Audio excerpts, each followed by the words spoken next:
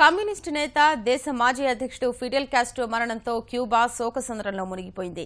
దేశమంతటా నిశ్శబ్దం అలుముకుంది. ఎక్కడా అధికారిక కార్యక్రమాలు నిర్వహించలేదు. 50 ఏళ్లు పాలన సాగించిన కాస్ట్రో చరిత్ర పుటల్లో నిలిచిపోయేలా తుది వీడ్కోలు పలికేందుకు దేశం సిద్దమవుతోంది. సంతాప సభలు 4 రోజుల పాటు ఆయన పార్థివ దేహంతో యాత్ర జరిపి డిసెంబర్ 4న శాంటియాగోలో సమాధి చేస్తారు. జాతిపితను కోల్పోయిన క్యూబా విలపిస్తోంది. అగ్రరాజ్యం అమెరికాను ముప్పతిప్పలు పెట్టిన యోధుడు తిరిగిరాని లోకాలకు వెళ్లిపోయాడని బోరుమంటోంది.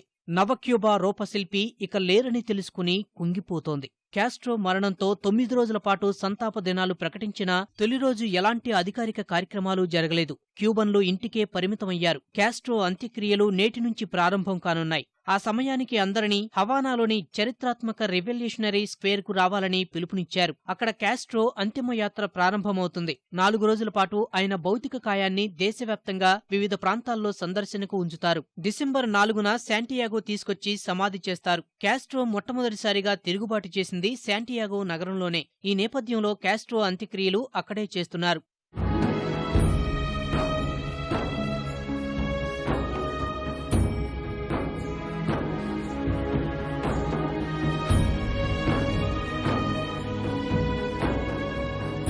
దేశ నవనిర్మాత, విప్లవ యోధుడు కాస్ట్రో మృతి వార్తతో విషాదంలో కూరుకుపోయిన క్యూబా ప్రజలు ఆయనకు ఘన నివాళులర్పిస్తున్నారు. అభిమాన నేత దేశానికి చేసిన సేవల్ని స్మరించుకుంటూ ఎక్కడికక్కడ అంజలి ఘటిస్తున్నారు. చాలా చోట్ల దేశ పతాకాలతో వీధుల్లోకి వస్తున్న జనం కాస్ట్రోను వేగుచుక్కగా అభివర్ణిస్తూ ఆయన తమ హృదయాల్లో చిరస్థాయిగా ఉంటారని కీర్తిస్తున్నారు.